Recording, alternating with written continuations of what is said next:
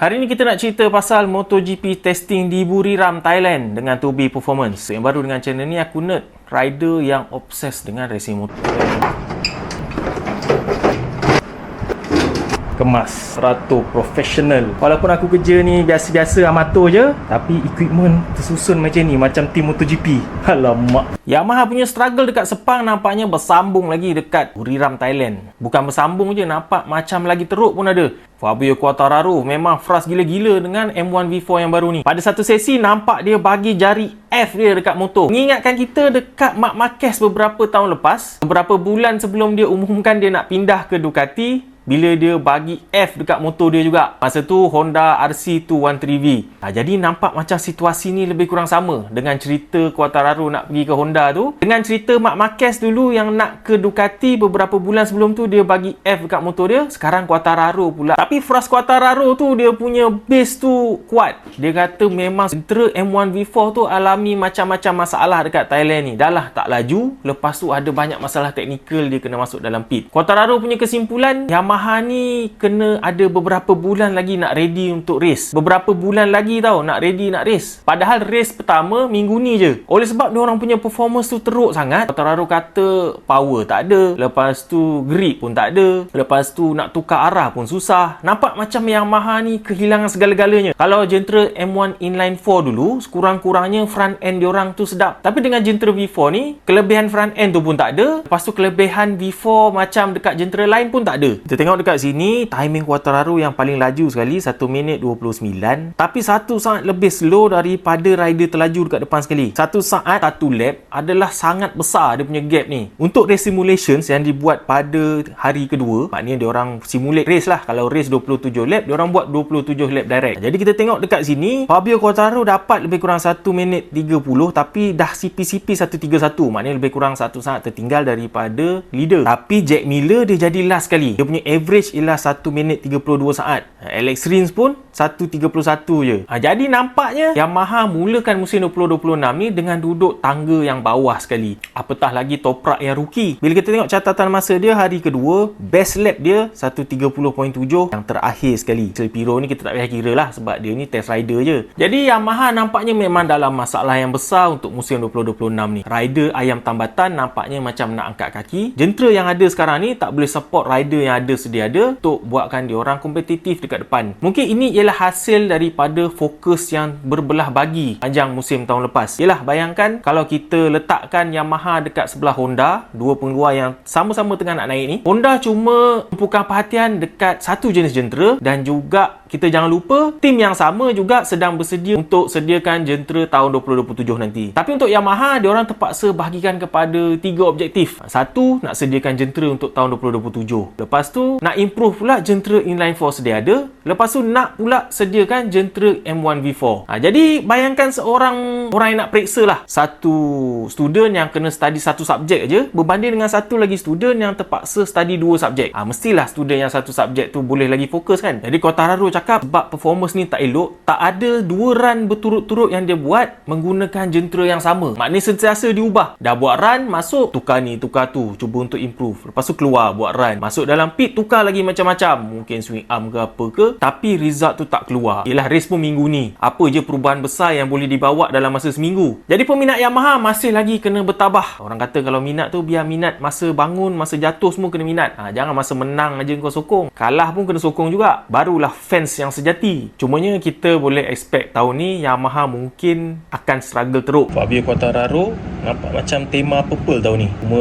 dia nampak tak happy betul dengan Yamaha. Dekat Sepang ni tu macam tak nampak sangat lagi, tapi macam dekat Buriram ni nampak sangat. Sebab dia balik awal hari tu masa launch tu diorang ada tegang sikit. Mungkin spekulasi aku je. Dia seawal hari pertama lagi Quartararo dah test aero yang baru. Nampak ni sidepod baru, aero depan baru, dan juga spoiler belakang baru. Macam aku cakap tadi, tema purple dia tahun ni. Tapi pasukan satelit Toprak masih gunakan lagi aero yang lama, dan juga nampak macam tak guna rear wing juga. Tak tahu, mungkin Toprak lagi suka setup tanpa rear wing macam ni sebab cara braking dia tu lebih berat ke tayar depan. Rear wing yang tujuan dia untuk tekan tayar belakang kat belakang masa braking, mungkin tak guna sebab Toprak banyak guna berat dekat tayar depan. Dekat sini juga kita nampak Yamaha pun dah guna shroud kat tayar depan ni macam side duct yang dekat body ni, tapi versi kecil dekat depan. Tak lain dan tak bukanlah ni, memang untuk create downforce masa tengah corner. Dekat sini juga kita nampak Quartararo test swing arm yang lain sikit daripada dekat Sepang dan juga hari sebelumnya. Kita tengok bentuk dia ni, kalau kita letak dekat sebelah-sebelah ni, aku letakkan compare, tengok bentuk dia lain. Dia bukan straight je, dia ada naik sikit ke atas, sikit ke sini, macam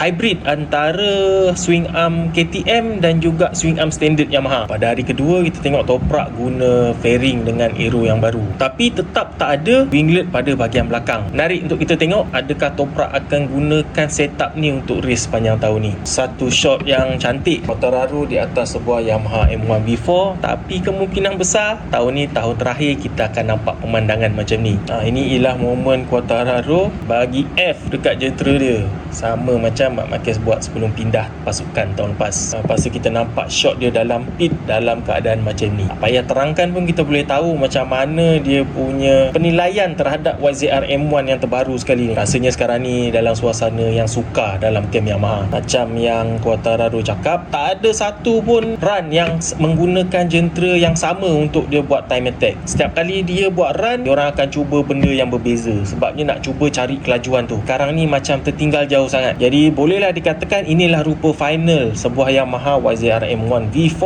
yang akan digunakan untuk sepanjang tahun 2024. Aero depan baru yang menyerupai KTM dan juga Ducati, ada shroud depan yang baru, kemudian swing arm yang baru ni, dan juga rear spoiler yang berlainan. Harap-harap Yamaha boleh dapat solution yang sekurang-kurangnya tak adalah teruk sangat untuk menghadapi musim 2026 ni. Kemudian dalam camp Ducati ada berita yang tergempar lagi, dikatakan Pecco Bagnaia dah confirm dah pergi ke Aprilia. Bila tanya dekat Pecco, macam biasalah rider ni tak boleh nak disclose dulu, belum sign kontrak ke apa ke, dan juga mungkin tertakluk kontrak sedia ada, dia tak boleh dedahkan cepat. Tapi Pecco cakap dia dah buat keputusan, tak berapa lama je lagi dia boleh dedahkan keputusan ni. Jadi kita boleh tahulah Pecco stay dengan Ducati ke ataupun betul ke pergi ke Aprilia macam kabar angin. Tapi dengan jentera Ducati 2026 ni, dikatakan DNA dia berubah sikit daripada jentera 2025, dan Pecco kata lebih sesuai dengan dia. Kalau kita tengok timing pun, Pecco boleh tahan juga duduk dekat atas-atas. Contohnya hari kedua dia ada dekat belakang Marc Marquez 0.05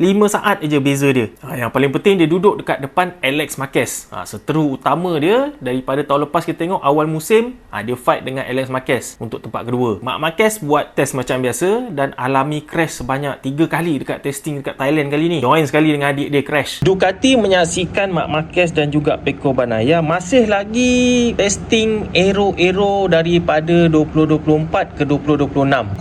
Combine nak cari kombinasi yang terbaik. Dekat sini kita nampak Marc Marquez testing aerodynamic daripada tahun 2025 dan juga tahun 2024. Beza dia kecil je. Kalau kita tengok dekat winglet ni, dekat bahagian bawah ni dia straight je. Tapi yang 2026 macam test rider ni pakai, macam Michel Pirro ni pakai, kita nampak dia ada garis ni, lepas tu dia lekuk ke bawah sikit lagi. Ini ialah aerodynamic tahun 2026. Sama juga side pod. Kalau kita tengok side pod ni, dia kecil sikit. Antara atas dengan bawah dia ni kecil sikit.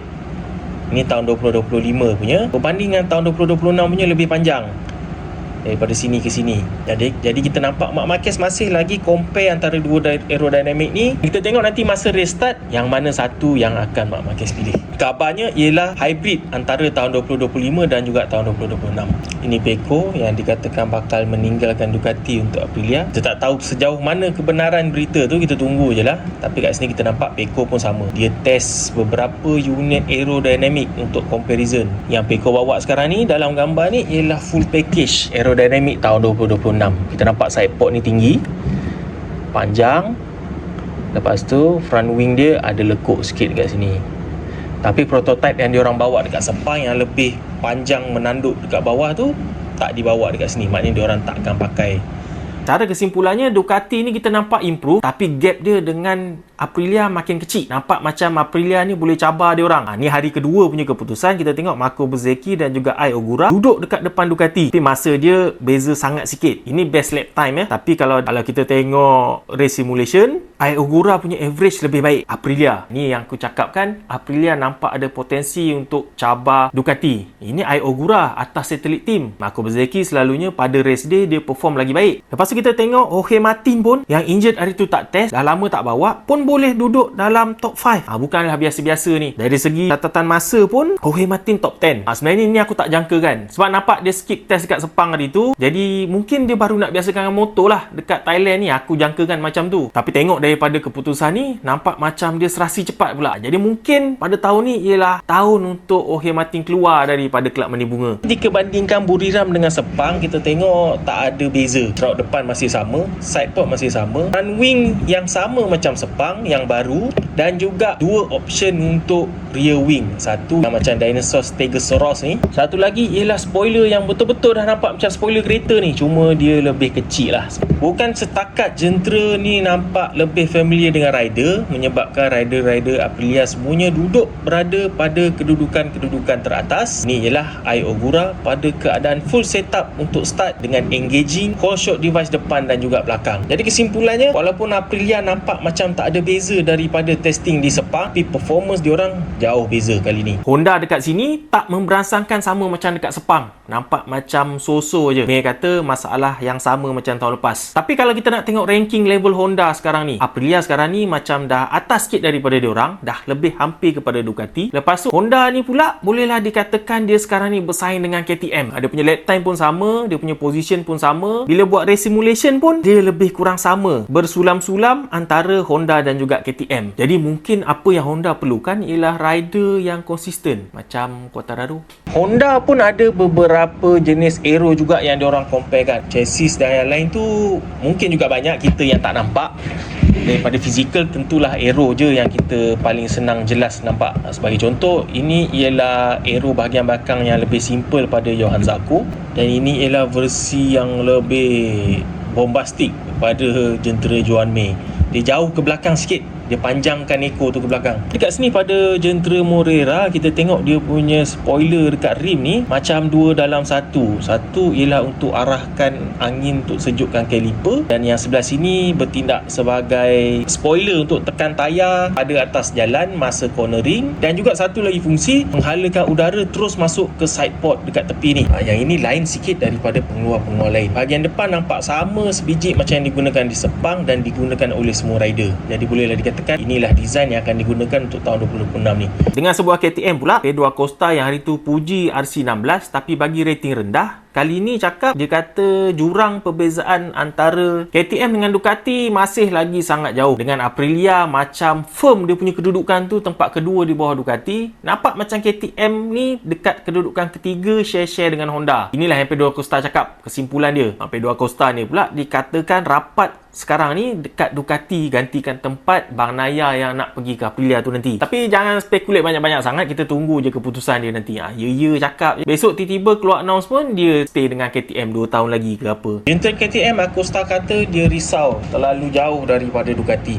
Pedro Acosta nampaknya gunakan front aero yang lebih slim, cuma tak nampak sebab corak lembu Red Bull ni. Jadi itulah rangkuman testing official MotoGP di Buriram, Thailand. Sebenarnya ada banyak lagi info yang belum keluar, belum rilis lagi sebab ini baru hari Isnin. Lepas tu sekarang ni ikut waktu Europe, dia orang tengah tidur lagi. Selalunya tengah hari nanti baru keluar lagi banyak info. Cuma kena buat video ni cepat sebabnya minggu ni dah race. Jadi jumpa lagi dekat video tu nanti. Adios. Ada Super Tech R10 kat sebelah aku ni ialah ready stock untuk dijual. Siapa yang berminat nak guna helmet ni, ready stock tau, bukannya pre-order ke apa. Boleh DM personal, kita arrange. Yang selalu tanya kat mana nak tengok MotoGP? Senang, tengok je dekat Sport TV Now.